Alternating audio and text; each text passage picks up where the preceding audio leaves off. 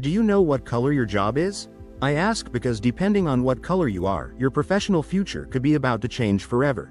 Virtually every occupation we humans engage in can be classified as blue-collar, pink-collar, or white-collar work. Blue-collar jobs involve manual labor and have traditionally been more associated with men.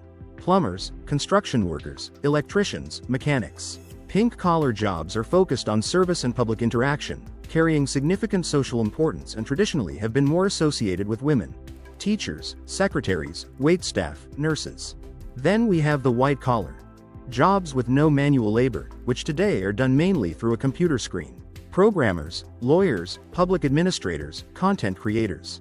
I'm telling you this because the impact artificial intelligence will have on the global labor market will be tremendous, but the color of your job will greatly determine how it actually affects you. I don't want to prophesize anything, but perhaps making the right decision today about what to specialize in could help you in the future. The idea I'm presenting today is based on a concept about work, the three colors, combined with the future impact of AI. So, while it has a speculative element, it's grounded in trends and patterns that have already begun to materialize in the present. As always, you'll find references to all the articles I've been reading to prepare this discussion as rigorously and solidly as possible in the description. I'm not going to give you my opinion, I'm not going to tell you what I think will happen. I'm going to make an objective synthesis of where the current trends that are most likely to come true are pointing. The man says to his horse, "You're not going to lose your job to a tractor, but to a horse that learns to drive a tractor." This here isn't an opinion either. It's a cartoon I generated with ChatGPT the other day to make you think. Obviously, it's absurd to ask the horse to be capable enough to drive the tractor, so for all practical purposes, the horse still ends up without a job. Now replace the tractor with artificial intelligence and the horse with any human. All technological revolutions in history have created tools that allowed us to automate jobs to unlock a new technological level, which in turn generated the same number or even more jobs. The worrying part is that people who have studied this trend in depth see artificial intelligence as a paradigm shift. It's the first tool that destroys more jobs than it creates, and by a significant margin.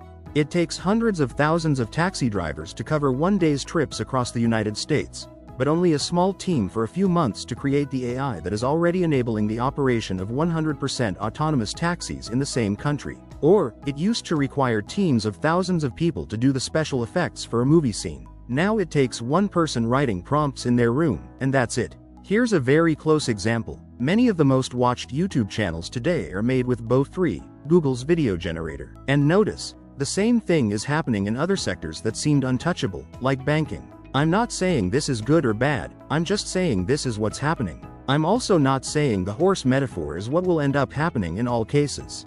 Remember, we're talking about trends. And in fact, the trends for blue-collar jobs are the most promising. These jobs seem to be the ones that will best withstand the impact of AI.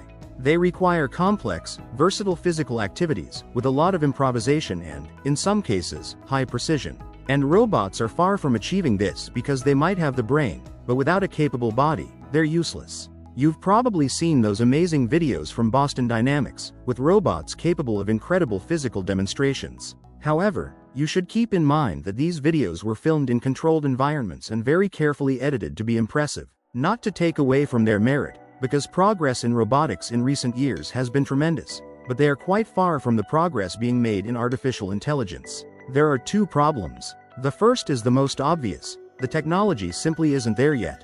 These robots are far from being able to replace a plumber, for example, who can squeeze through the narrow spaces in a house, each with different measurements. They can't screw with precision into tiny holes while hammering, all while considering that each pipe is different so as not to burst it, etc. The second problem is scalability. As I said, every house is a world, as is every specialty. So many different robot models and software would have to be created, and the cost of this is far from being more profitable than hiring humans. This doesn't mean that some more repetitive blue-collar jobs, like welders or painters in factories, are immune. In fact, for years the trend in many factories has been to have more robots than people. You'd be surprised by the percentage of work done by robots to build your car. Transportation is also being affected.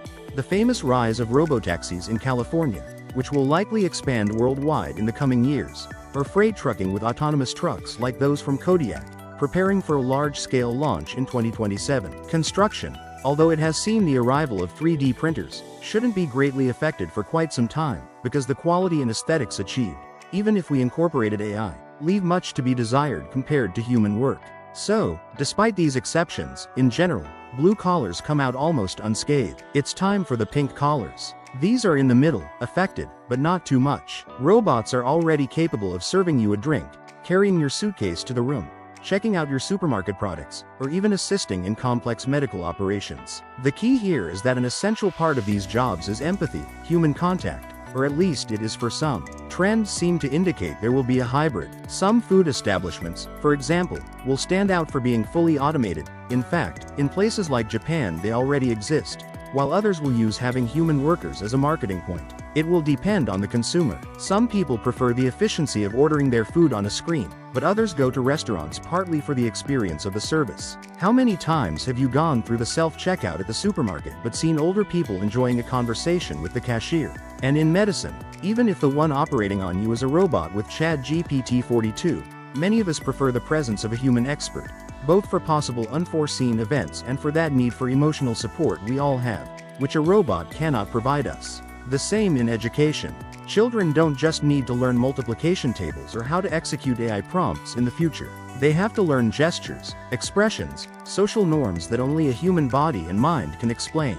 Because of all this, although a notable reduction in pink-collar jobs is expected, as long as there are more humans than robots on the planet, many of these jobs will remain, because we humans will require them. And now for the white collars. This is us, and we have it the hardest. Jobs done through a screen. This is competing unfairly in the realm of artificial intelligence, because everything that involves working with a computer can essentially be reduced to ordering ones and zeros. And AI is much better than us at that. It's orders of magnitude faster and more efficient than human fingers typing. This is where you see the horse trying to learn to drive a tractor the most. Duolingo, the famous language app. In April, it announced it would start replacing everything it could with AI without hiring more humans. Shortly after, it introduced 148 new languages, all made with that artificial intelligence. Obviously, there were massive protests all over the internet, but what was also massive were the revenues and the increase in total users the company obtained thanks to that increase in efficiency. A survey conducted in the United Kingdom found that commissions for national illustrators have decreased by 26% and those for translators by 36%. It's almost half the people no longer getting work. How many images have you seen on the street, buses, and even in ads made by AI? Microsoft recently laid off 9,000 people, suspiciously right after saying they were investing massively in AI. Where will these people go? To Amazon, for example? They also just announced, as I write this script, that they too want to focus on automation with AI. On YouTube, my turf. A large part of the channels that the most people watch right now are those automated with AI agents like N8N, which combine several text, image, video, and COIs to automatically generate and upload thousands of videos every hour that capture hundreds of millions of humans. The total daily users connected, the total daily visits generated on the platform are the same. But now a traditional YouTuber like me, with my single channel, competes with a person who has 500 automated channels. Yes, a minority prefers more curated, more human content, but the trend for the vast majority is not this. And these are only the cases that have been made public. But imagine all the layoffs that are silently happening all over the world. In the vast majority of these cases, AI has not created another job or occupation for these workers to go to. And the strongest thing about all this is that these layoffs are with AI in its current state, which is the worst state it will ever be in. It will only get better. If it's already causing this havoc, imagine in a few years or decades. Yes, always, or at least for a long time, a specialized human supervising this technology will be required. But until recently, it was one human supervising thousands of other humans. Now it will be one human supervising thousands of artificial intelligence agents. In an ideal world, to avoid massive poverty and unemployment and, as a consequence, a collapse of the economic system, wars, and the possible end of current society, this transition would be made with a universal basic income system for those people who lost their jobs due to the impact of AI until all jobs would be automated, generating enormous wealth that would go to all people, allowing us to live in a utopian society where all our needs would be met and we could enjoy eternal paid vacations. But humans are not known for being good at foresight. In fact, we tend to react a little late. The worldwide management of COVID is a good example. I trust, that in this case we don't react so late. Thank you very much for watching the video, and goodbye.